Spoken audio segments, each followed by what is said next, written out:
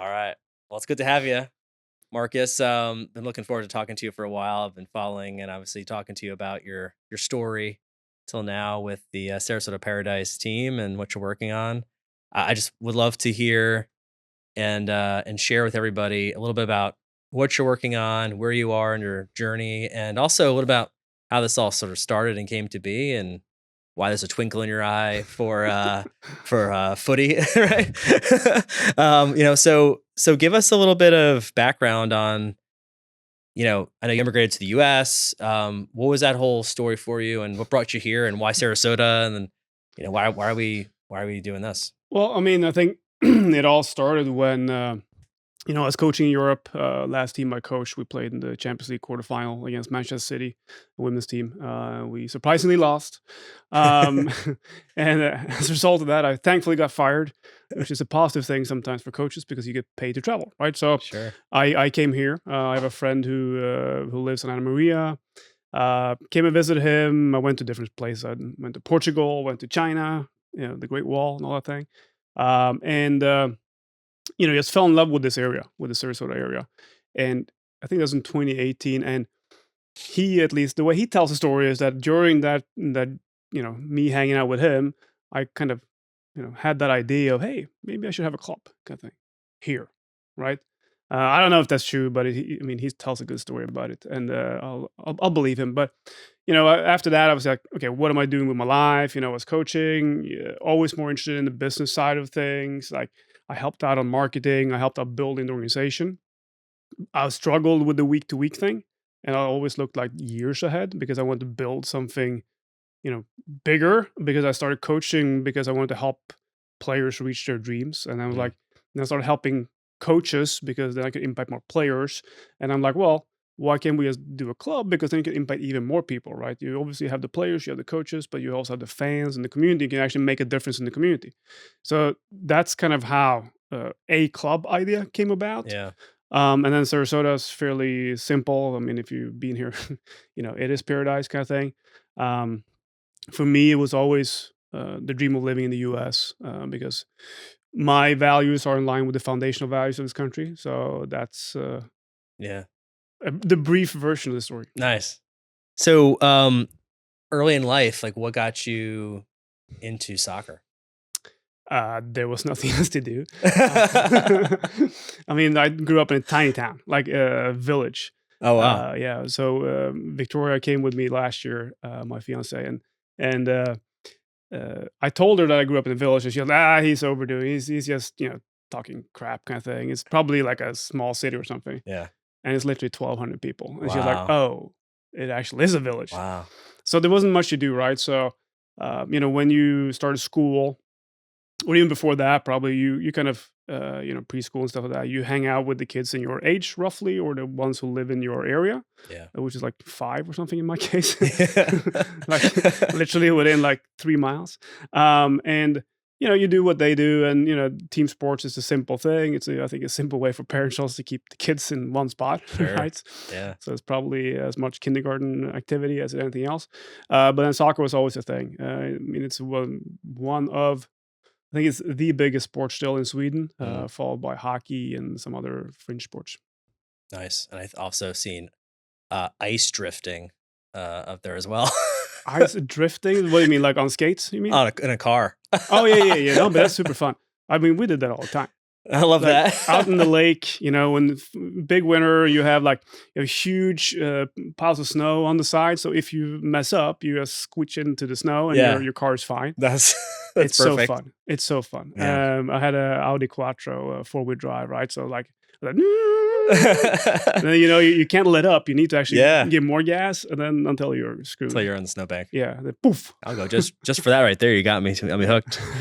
Well, so as you were sort of forming in your early years there, playing soccer, smaller group, were there any people that were sort of pivotal in your life that, either with you there or in general that you sort of looked to and said, hey, that's where I want to go, and sort of why you wanted to come to the US or why you wanted to pursue soccer further? Like, were some of any key people there that led that way?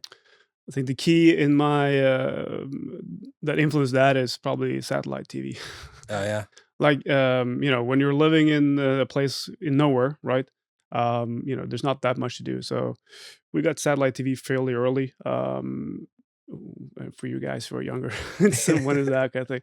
Like, I would say probably early '90s. Yeah. Um, so watch a lot of movies, watch a lot of shows. I think that's the cultural, and this is what people don't realize, I think, but the US, especially in the '80s, '90s, even more so than now, was a huge cultural influence on the rest of the world. Like you were literally winning the cultural war, right? Because Yeah. people wanted to be American. Now it's kind of switched, right? Because it's crazy stuff going on. But like the cultural war was won by Americans and capitalism, and that's what I looked at, right? And Sure. my dad, who didn't live with me in the when I was growing up, kind of thing, but he was an entrepreneur. He had his own company, so I think that's kind of where this whole thing started. Yeah. I remember, like, third, fourth grade, probably. I think we were asked, as all young kids, "What do you want to be when you grow up?" kind of thing, and all the kids like sports star, fireman, policeman, all these Yeah. stupid things. And I don't know why, but I literally wrote down, "I want to be the boss." Nice. Kind of thing, which means leader, like not the Swedish translation word is not, but more direct. But that's what I wanted to be. I wanted to be the person in charge of other people who can help them. What's Kind the of thing. word in Swedish? Chef. Whiff? Yeah, I said that right? like jefe. Okay. Yeah. Yeah, yeah, yeah. Nice. Yeah, I love the Swedish language, such an interesting sounding language. it is. It is interesting. I think. I don't know. For me, it's not interesting. Well, I love listening to it. Yeah. I got a few other friends that are Swedish, so when they always have like a little joke they talk. But cool. So forming a team here, obviously a big undertaking, and I also saw ranked one in your division ending this season. Yeah. That's right, right? Yeah, we won. We won the division. That's where you just play. just over AC Miami and Tampa, right? Yep. Nice. Yeah. That No. was close between Miami and you guys, right? Yes, it was. We have a interesting relationship with them. No, but it's a good one. So, last year was our first year, Yeah. and I focus especially on all the things outside the field to make sure that we actually got people to the game, and how do you get people in, and how do you get tickets and all that stuff, right? Sure. I had no clue. So we figured that out, kind of thing. The first year, we won an award as the best new team in the league. And then this year, very consciously, my focus and our focus was more on the field. So we did a better job recruiting both coaches and players. We had some really good players this year, and a great coach and a great coaching staff, which were pivotal in us being able to win the division. I think that was a key Yeah. thing for us in our development. And we went to playoffs, and unfortunately, it was only one game. It was close. We lost in extra time. But now I think we know what it takes to go further. And it's the way I look at it is this is just the beginning, because it is just the beginning. I mean, the club is young, but Sure. also we are going to be a professional club very, very soon. So it's important for us to kind of um, learn and teach our community that, hey, we want to win on the field, Yeah. and we'll have a good product on the field, and we'll be competitive at all times.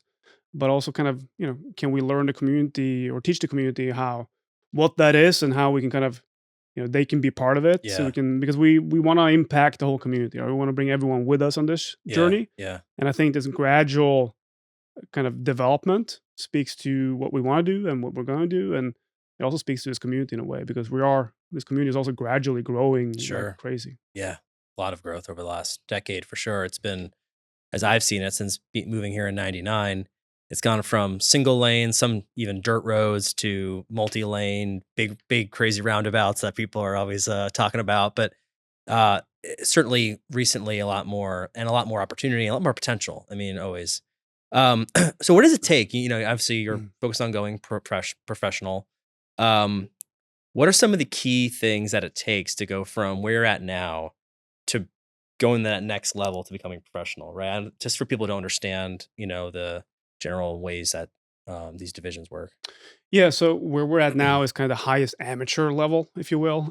So our players are mainly college kids, combined with some local good guys, and We play from during the summer, so basically May through July.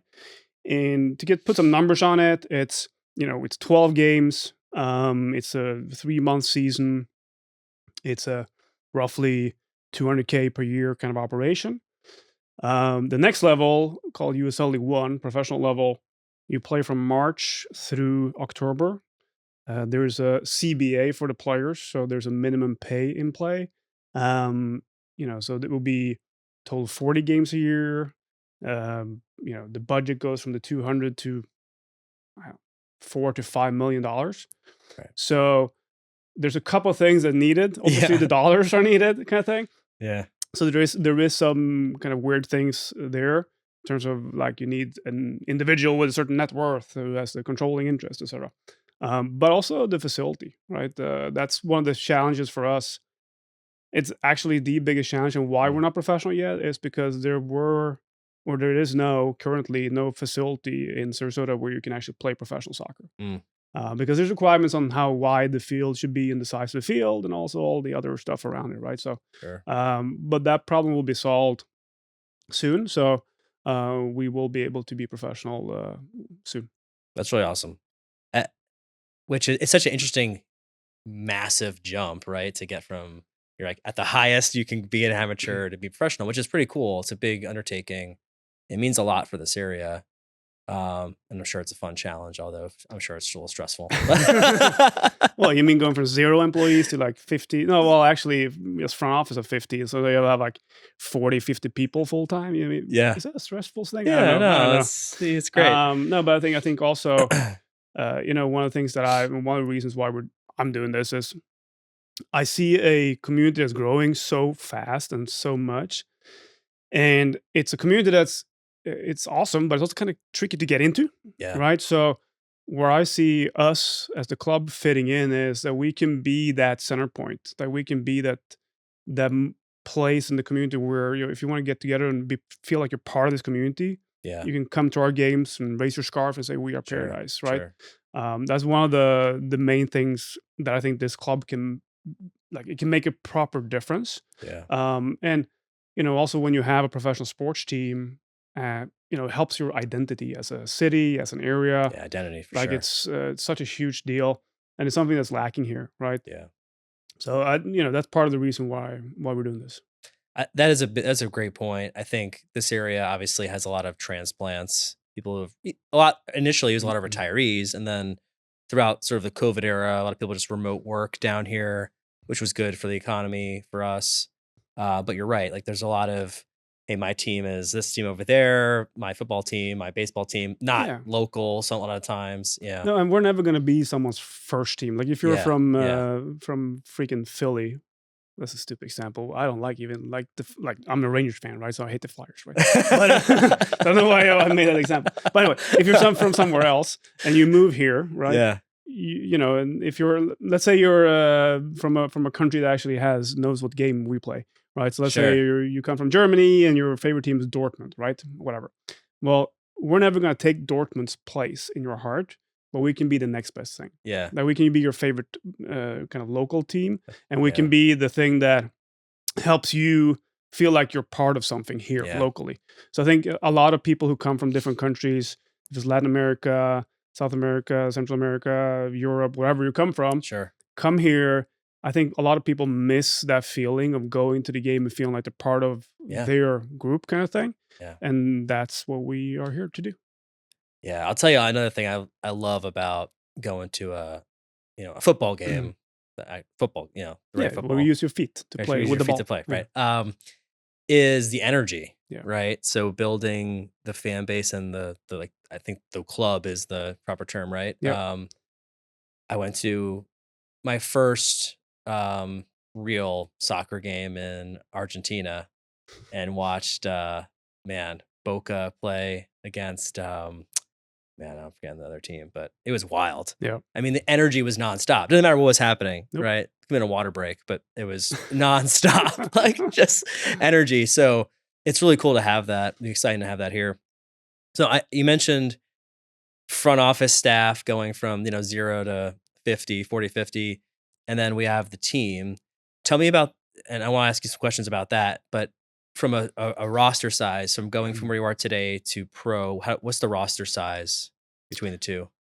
So when we're pro, we'll have fewer players probably on the actual paid roster. So you have a roster around 20, 22 players that are full-time contracted, and then you'll kind of add some youth academy players to that. So Okay. in training, you'll probably have 22 to 26 players. Okay. Yeah. 26 players, 40 staff. I mean, so around 10 in the front office, and then you have 5 coaches kind of thing, or in the technical staff, Okay, right? so an So all in all in around 40 40. people. Yeah. Okay. Yeah. So as you're building this team, I say that including all, Yeah. right? What are some of the sort of core values, cultural pieces, or philosophies that you feel are like vital to get from where you are now to where you want to be, and that you want, if someone was like, tell me what it's like being a part of the team, Sarasota Paradise team, they would like, that's what they would say, Yeah. right? Like, what are those things for you guys? I mean, we have 6 values that we follow, or and it's, fairly simple ones. It's inspirational because life's too boring, so you need to have fun. And also as players and as a team, we're here to entertain, right? Yeah. Because part of this is entertainment. Being disciplined. So whatever we say that we do, we do. If you if you're saying you're gonna do something, you do it. And then accountability is a big thing for me personally. So if you say you're gonna do it, I'm guessing you're doing it. And if you don't, take ownership, right? I messed up, my bad, kind of thing. That's fine because we need to tell each other, right? So we're very transparent, and I think you see that in the terms of content that we put out. So that's Hmm. also value we have, transparency. We like to kind of bring people behind the curtain a little bit and tell them what's going on because it makes life easier if you just tell people everything all the time. Sure. Yeah. The less secrets you keep, the simpler life you Yeah. live. Um, so that's kind of it. And then the last two one is growing because if you say you're gonna do it but you didn't do it, so you take responsibility and accountability for that. Well, we can learn how to do it next time, right? Yeah. So we grow together because everyone's gonna mess up, especially me. Like everyone messes up, but we need to learn and continuously develop. I think that's a super important thing. And also, the last value is s- kind of self-evident, but it's result-oriented. Mm. Like we play to win. We play to win on the field. We play to win off the field. I think those 6 values. That's what a lot of what the club is about. Yeah. How do you go around finding people that align to that? First, I guess the first piece of it, and then maintaining that. And the third piece of that, and I can go back to this, but the third piece of that would be you find somebody you feel like they're either a great addition for on the field or off the field, but you like them because they have a lot of experience and maybe they have their own ideas, right? How do you work that into like, hey, this is our model, Yeah. you know? I mean, it's a tough one, right? Because anyone who's ever been in charge of people knows that it's tough, especially in sports. I think, and I think the best example is, you have a player who's scoring goals, but he's an asshole, Yeah. right? Like asshole outside the field or whatever. Yeah. Well, here's the benefit for me, because I'm running the show. So for me, the values are more important. Mm. Like we do not recruit people who are assholes. Yeah. And if we accidentally do, we cut ties quickly. Because I think it's crucial, especially when you're building something up.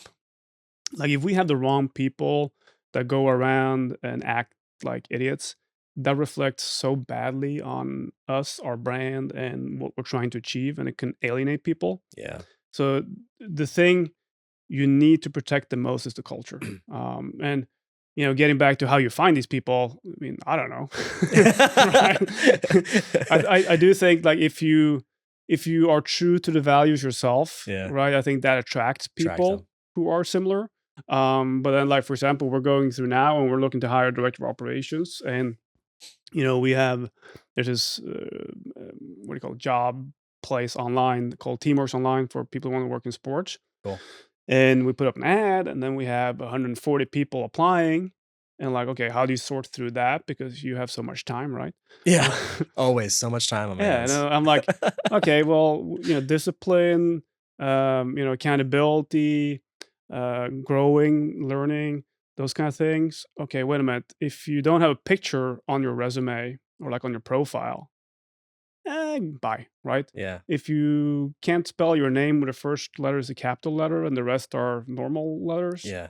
bye, right? So okay, let's start filtering out people like that, Little and details. then you start diving into it, and then you have multiple conversations. And God knows that I'm horrible at hiring people. That's how it feels, right? Yeah. But I think most people who hire people think they're It's not great tough. at. It's Yeah, tough. it's so Yeah. tough. But yeah, I think you just need to take the time, which is Yeah. so annoying. People are great in the interview too. I Oh yeah, think the they best people sell are you. they're so good. And you're like, Oh man, wow. yeah, I hired some salespeople in the yeah. past, and you're like, you really told me how good you are, and like you're horrible at sales. I don't know how this Oh doesn't yeah, yeah. translate. I hired Uh, one last year. He made one sale, and that was me. I'm like, wow, great. Could you do the same thing you did in the Yeah. interview again for the rest of your Yes, career? exactly. We got a lot of flack for this on social media, but I had my friend Brad on here. We're talking about hiring, Yeah, and he mentioned about the resume being like this. Listen, like if you got a little bit typo, like this is yeah. you bringing yourself to the Super Bowl, as he says it. It's like you got to be 100% on point. So I Yeah, think it's the you're easy right, things, right? right? And so I think If it that matters to you, yeah, and then also I think it tells you a lot of your personality. Like if you don't bother putting up a picture, or if you're not bothered to kind of check for typos, well, that shows you your level of commitment, yeah, you're right? not really that interested. No, and I mean that will also spill over to your day-to-day work, right? I Yeah, think how you do one thing is how you do everything, yeah, and like that's I think that's an undervalued thing actually today. That yeah, we see people acting like idiots or telling us they're idiots basically, and then we think because we're so nice and kind people, oh no no no, but come on, probably yeah, not, right? And then yeah, yeah. so I think we need to start listening to when people tell us that they're idiots. 100%. Yeah. And I also find that if someone's just throwing a resume through, and maybe this might be also just lack of knowledge or skill, but if I really want a position, like when I really was looking for a next career move, I was actively triangulating connections. I wasn't just putting in, things into a applicant tracking. Yeah. Now, I think some people maybe not understand that think that's the only way, but it's not. And if someone, and hopefully someone hears this, if they're looking for a career and can do this, but if you really want a career with somebody and like you really care about it, one, you should have a really damn good resume. Yeah. But you should also have a few people that are willing to vouch for you. And then the third piece is like you need to figure out who knows that person or do anything you can to get connected to somebody who knows that person so you can be connected. Because listen, if someone was like, "Hey Marcus, you should really talk to Michael, he's a good person and I think he could be a good fit," you're gonna probably take that meeting. Yeah. Versus like I just throw my resume online and applicant tracking system kicks it back Yeah. because it's like no soccer skills, right? Which I have zero, and very, very for no coordination with my feet and my hands. Not that, yeah, I can see that. No, but right? you know what happened to me though? Like I've had these people actually come up to me at the game stuff. Hey, I saw you were looking for a director of operation, whatever. I applied for it, and blah blah blah. This smooth talk me kind of thing. I'm like, okay, let's see. And then went online and like didn't see the person, right? So they probably didn't have the picture, right, Yeah, or whatever. So I didn't yeah, even see him when I filtered it because I was like ding ding ding, yeah, yeah, And so I like it. And then I have one guy who's emailing me twice, whatever. Also didn't have an experience, didn't have a photo. I mean, A for effort, but yeah, like also that time is like, yeah, if yeah. if you're not even having the Do all the photo, like come things. on. Do all the things. Yeah. Yeah. Um, what do you think is the most important? Uh, Maybe it's tied to that, but in general, like obviously a lot of things can be taught, right? If someone comes to you and is like, you're like, hey, this person's naturally going to be good, but I can teach them that these things. What are some of the things you feel like can't be taught and that that person needs to have to be a good fit? I mean, your character and personality kind of Yeah. thing. But if you look at the specific role, honestly, I think most things you can teach, but you need to have that willingness to learn them, right? Hmm. So then you do have to go the extra mile, like you discuss. And I do think, like, sure, your CV, your resume might be short, but if you have a compelling story on why I should have a conversation with you, I mean, okay, that gets you in the door, right? And then just showing that you are someone who actively learns, because it comes back to the whole thing. How you do one thing is how you do everything. Like if you say you are a learner, but you're not reading books, you're not on online courses, you have no kind of educational platform, whatever. I don't care about a college degree because I think most of it's waste. But like if you have nothing, you have so many things. You can go on Coursera or whatever and get Yeah. like I even have like freaking Yale law courses, right? Yeah. It's if you want Just to something. learn, right? So show me that you are a learner in that case, right? Yeah. And that you can be taught. Yeah. But I think most, unfortunately, I think many, especially young people, which makes sense because I was also young and I'm still stupid probably, but you look for the shortcut and you hear that, Yeah. hey, you know, uh, say that you're a learner or you can, I can learn. Okay, but show me. I'm like, Yeah. what? Yeah. Yeah, now what have you learned? Sure. Well, I did this one thing. So like, Yeah. I think you need to, if you, I think you can jump levels in life, so to speak, and to careers. I Right. don't think that's a huge issue. I think you just need to show that Yeah.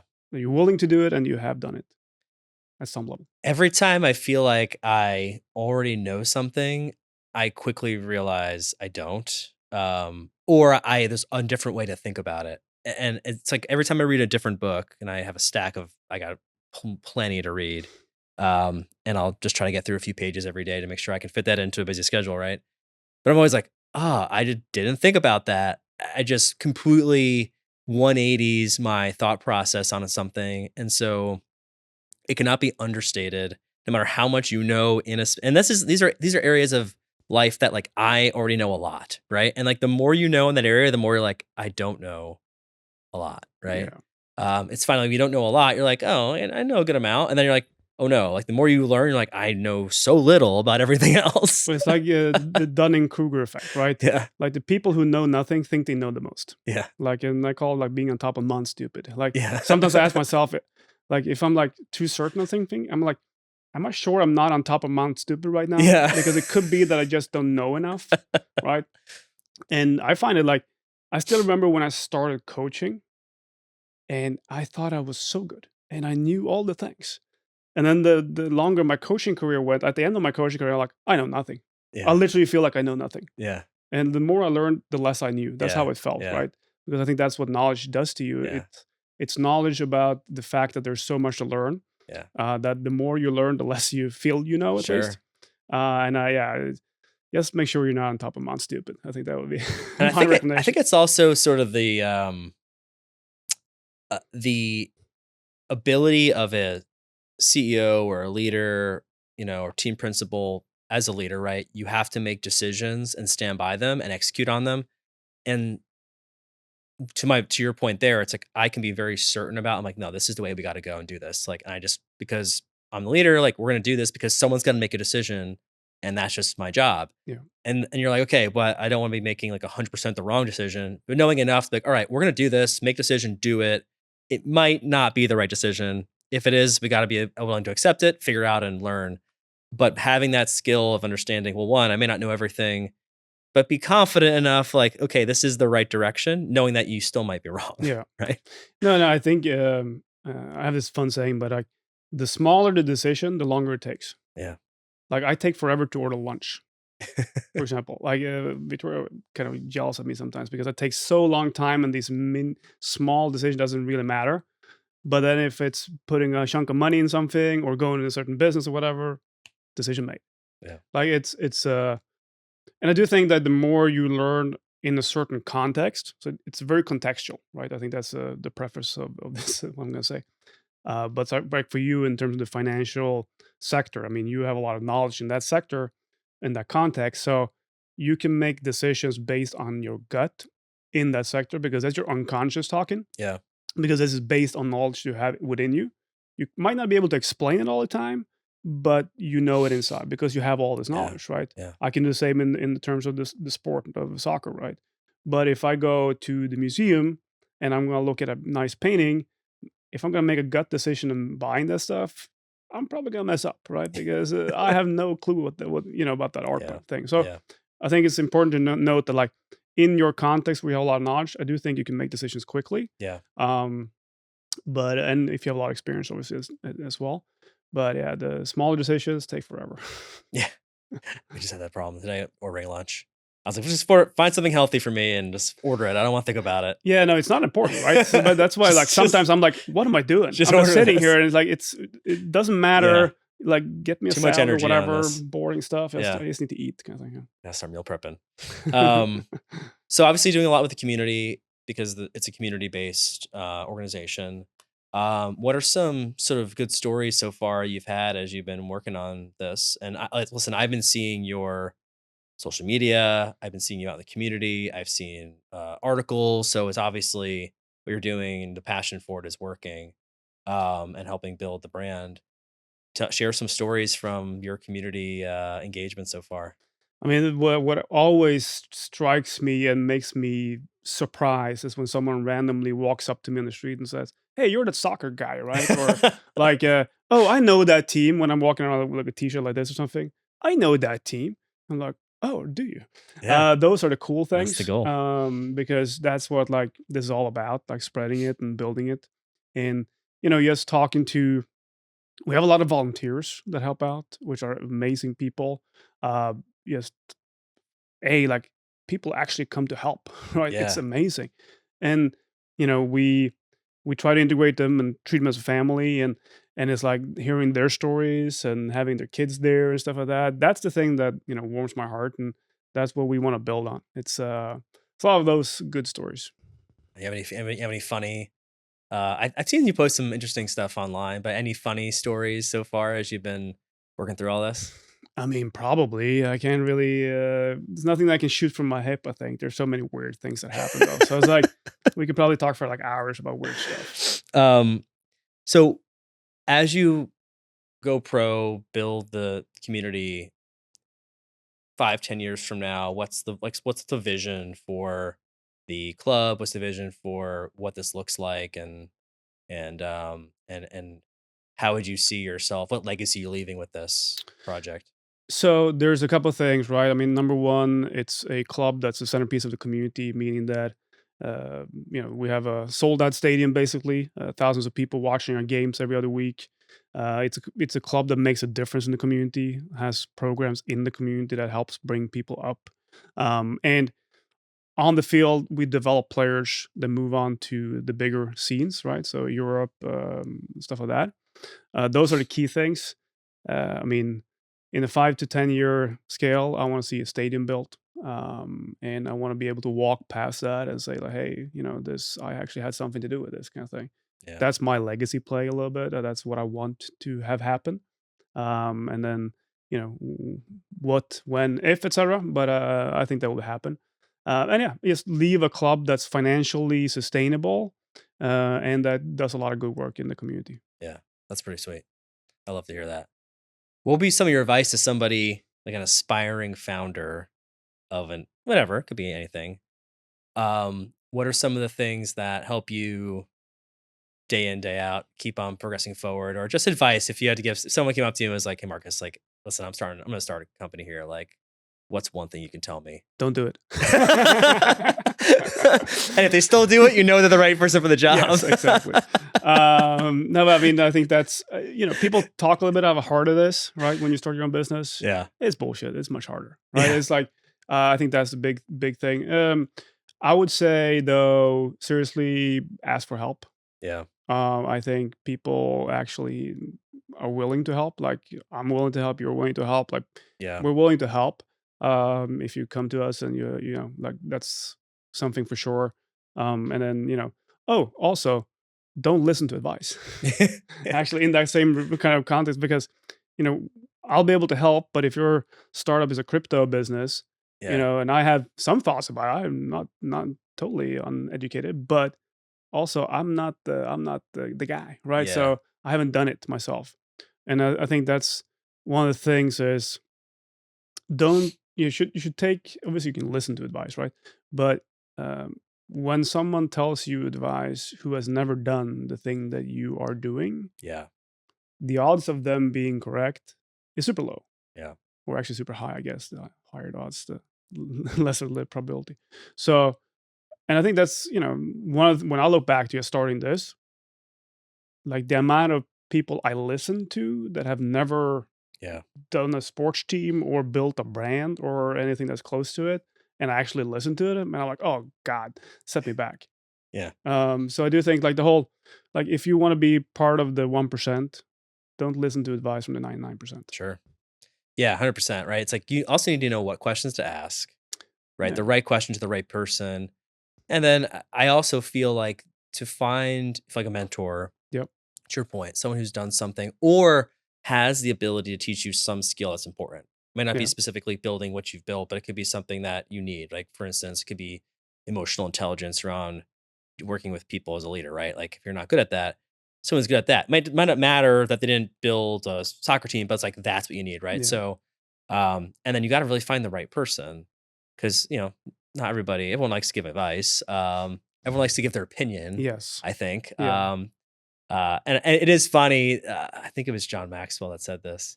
He was like, when you get advice, but don't listen to that advice, we call you assholes because you like to ask questions and not actually follow through.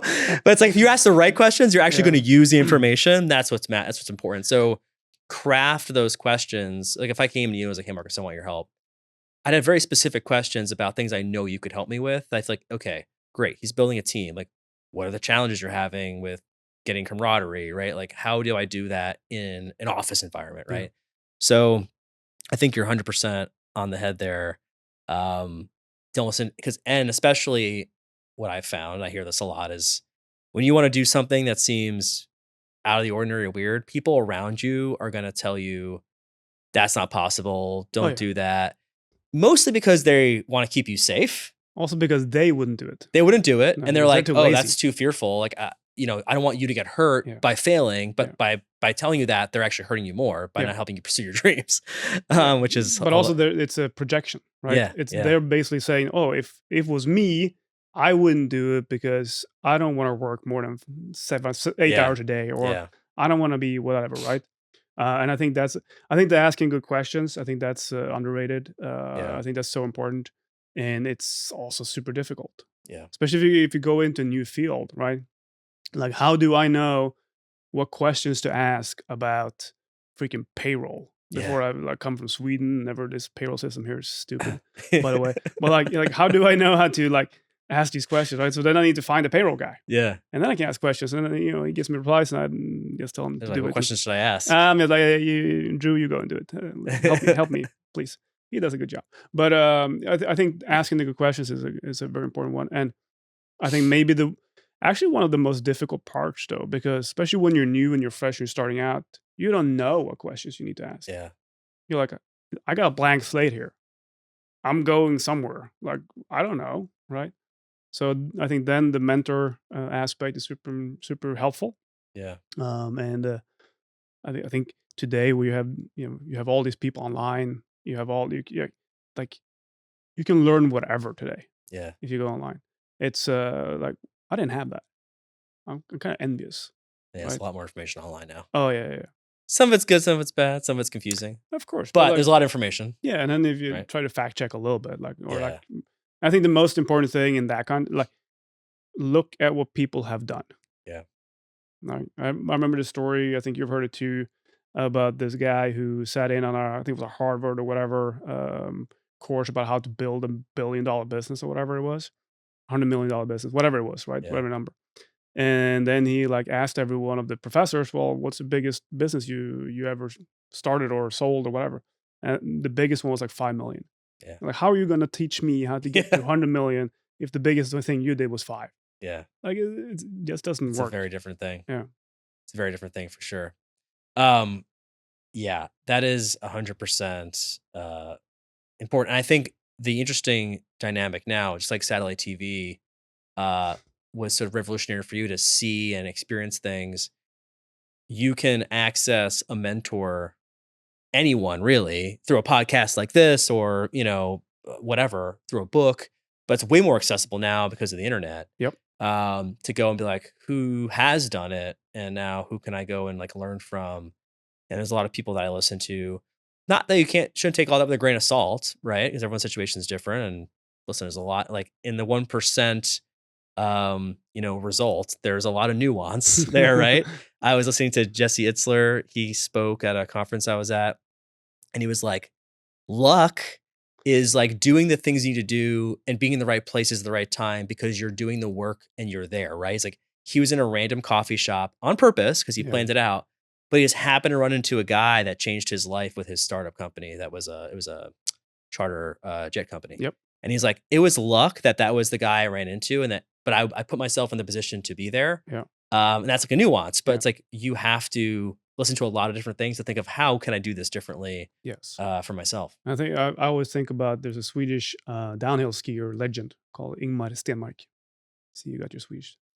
Exactly. And he won a downhill race, and he was interviewed at the end. He's like, the interview question was like, "Oh, you're very lucky to win," or something like that, to that nature. And his reply was, "Well, it seems to me that the harder I work, the luckier I get." Yes. 100%. You just get luckier. Man, I love some luck. Just gotta keep working hard. Mhm. If you were to look back on your younger self, right? If you were to be able to drop in What an idiot. time machine back to you guys driving that quattro on the ice, you'd be like, "Hey, Marcus, I got one piece of advice for you. What would it be?" Only one. Only one piece of advice. That's it. Read more, actually. I Yeah, think that's a good I one. thought about it the other day, because now I'm reading like 3 books per day. Not per day, but I once. Per Yeah. day would be insane. That's cool. But That'd yeah, be and a new level of reading that I've would ever be seen. speed reading, Yeah. steroids. That'd be nice. But yeah, no. So I think I didn't start reading properly until I started coaching, right? Because I walked into coaching. I'm like, hey, wait a minute. I need to learn about like psychology, and I need to know Mhm. about didactics and methodology and Yeah. group psychology because it's a team, etc. Right? I'm gonna be this awesome head coach, so I need to learn about that shit. Oh. Um, and like how human behavior and human evolution, because how did we get here? Blah blah. So like I started too late. I feel like, right? So I'm playing catch up, I guess. But that would be my advice. Like, read more. What are some of the books you're reading right now? Currently, let's see. I just finished Poor Charlie's Almanac with Charlie Munger on audiobook. So that's in the gym. Audiobook is always in the gym. Yeah. And then I'm currently reading what's it called? Lean Startup. Yeah. Nice. A little bit too many words, but like, Yeah. It's not very lean. no, he could have actually done the book more leaner. It would have Yes. been better, actually. I've read that one. Yeah, and then I'm also reading a book at night about the art of living. It's called about Vipassana meditation. Cool. Yeah, mindfulness is big. I think important. I mean, if you're not balanced, if your brain is not balanced and there, then you're kind of Yeah. screwed. I was doing for a while. I still do it. I have a different app now, but I was using another app. If they'd like to sponsor me, I'll shout them out. But no, another app, and it was some of the meditation coaches that had worked with like Michael Jordan and Kobe, and it was great. Like be able to think, and I have so many things going on in the day, as like you mentioned Yeah, earlier. Like there's just a million things we never have time to be able to like just try to shut off for a little bit and like work on that because it helps you in just life. Something comes at you fast, you're like, okay, let me just pause and think about this for at least a second. You know? so I did a 10-day meditation retreat Oh wow, where was that? in Sweden, but you can do it here too. I think the closest one is in Georgia. But it's 10 days, and your phone is not allowed to be there. You're not allowed to write or read or look people in the eye or talk to people. You can talk to a meditation teacher in like a gap Wow. during the day to ask questions. You cannot touch anyone else or yourself, if you know what I mean, and not kill things like bugs or stuff. And for 10 days, that's what you do. And you eat, when you're a new student, you eat 2 meals a day in the morning and for lunch. As an old student, I only had the one, Oh wow. and some tea. And 10 days, the gong is at 4:30 in the morning. You meditate until like 8, 9 p.m. It's Wow. and then you walk around a little bit, stuff like that. Yeah. But it's fairly life changing, I would say. Like, I think it's a challenge that everyone should take, Yeah. because just try being without your phone for a couple of days, Yeah. and then imagine that on steroids. You feel like you're alone, but among other people. Yeah. Right? You're Yeah. you're by yourself, but you see these people. So when you're getting a panic attack or whatever's happening to you, you at least see other people. So you're like, okay, if I fall down, someone will help me. Yeah. Yeah. Kind of thing. So, but yeah, it's a intense experience, and I for sure recommend it. Yeah. Being alone with your thoughts is like a crazy thing. And Not an American thing, it seems. yeah, when I like do, I like I'll try to do 5 to 10 minutes meditation in the mornings after reading before the day gets started, just to be like clear. And it's tough. Like my mind is wandering. It's trying to think about things that I'm working on not thinking about at that moment. I cannot imagine for an entire day being like, don't think about anything, right? Like just be with yourself. Yeah, but it doesn't work like that, right? Because your brain does what your brain does, Yeah. right? So it's not about that. It's like thoughts will pop up, right? I Yeah. think it's the acceptance of the thoughts, Yeah. right? And Yeah. I think that's what we in society can learn a little bit more, maybe like be more of acceptance Yeah. in general and tolerance. I got some work to do And there. that's stuff pops up, and that's like I remember the first meditation routine I went through. It literally felt like you're peeling a freaking onion. Yeah. I literally went like chronologically back in time, and like that's how it felt. And I mean, I'm like focusing on my breathing or whatever, right? But it was like former girlfriends, like former jobs, like you go step by step, everything comes back. It's pretty amazing experience. Wow. That's pretty cool. I love to hear that. That's something I'll have to figure out to do one day. I've seen them. I've seen them online. I saw one the other day. It was more of a networking thing, but it was also like shutting off from the world and just being there to work on yourself. I think the more the world gets integrated, and I think the more important it will be to get those gaps and get away from technology and get away from people, kind of thing. Yeah. And I mean, I cannot imagine actually how you have it with your 3 kids and stuff. Like, when are you getting your private, personal time, kind of thing? Yeah. I think it's like I think Warren Buffett spends more than half of his day basically reading. Yeah. That's right. Crazy. Right? There's no input. Basically, it's just reading or studying or whatever, Yeah. taking it easy. He's doing well. He's doing decently, I guess. You know? Yeah. So maybe it's something. It's all right. It's all right. Yeah, he's doing all right. It's okay. And sometimes I think about this, like in the context of what I can do, like because it literally feels like I can do so many things with the club, right? And my other business, like there's so many things I can do. Yeah. And the question is, what should I do? Right. It's a totally different question. And it's like, oh, Biggest like impact. maybe it's not all these 200 things, Right.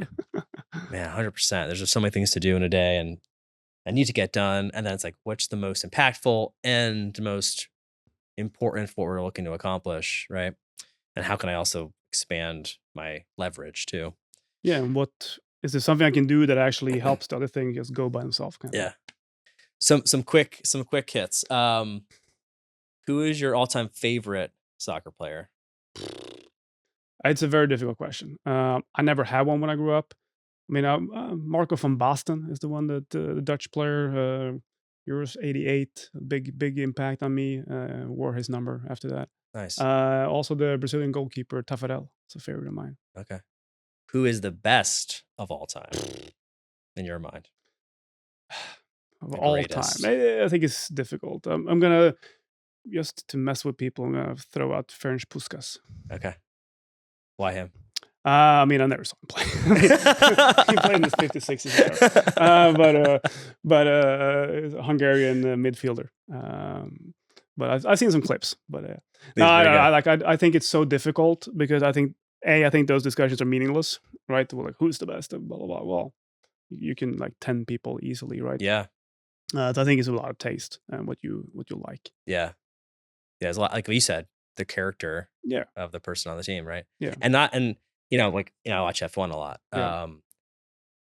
Some of the teammates, they're a great teammate and they have great character. They're not the one who's winning. That's on purpose. Yeah. They're helping the other person win. Yeah. Right. So it's like they wouldn't be seen as the greatest, right? But they're an amazing teammate. And I can tell you who's the best at marketing. Yeah. Zlatan. Yeah. Like when he came to LA, he took out a full page in the LA Times. And he said, just one page and said, LA, you're welcome. Or Zlatan is here, or whatever it said. Zlatan is here. You're welcome. Something like that. There you go. It's like, the guy's a freaking marketing genius. I love it. If you had like one more thing that you would want people to know about what it takes to build a business or, what you're trying to build, what would it be?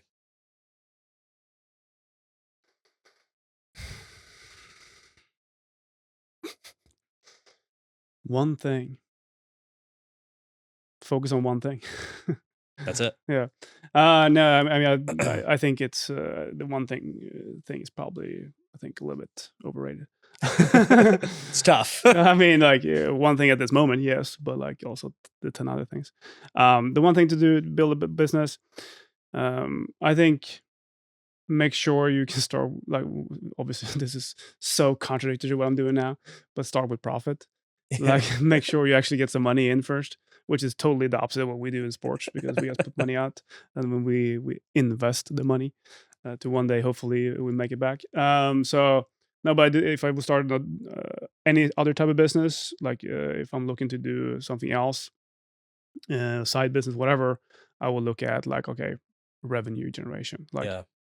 look at that first. And like it sounds so simple and it's so of course, but it's like it's the food on the table, Yeah. like literally. Yeah. 100%. If you could sit down with one person and ask them questions, who would it be? It's tough one. Anybody, I mean, dead or alive? alive. I think Elon Musk.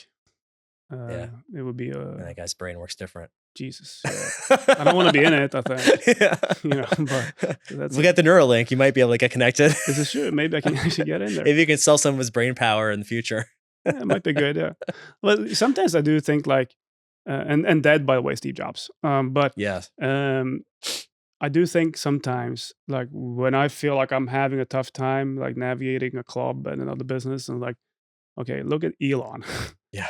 The guy has like $5 billion companies or whatever it is now. Like it's like, and he's just running them all. Yeah. Like if he can do that, I can do one or two. Right. Right? Yeah. You're like, you can figure out what to make that happen Yeah. and manage everything else and also be on Twitter all day. I think there's a way, or X, they call it Yeah, now. yeah. I think there's a way to figure out how I to do think time he, management. I mean, he has bowel issues, right? So I think he gets a lot of the toilet.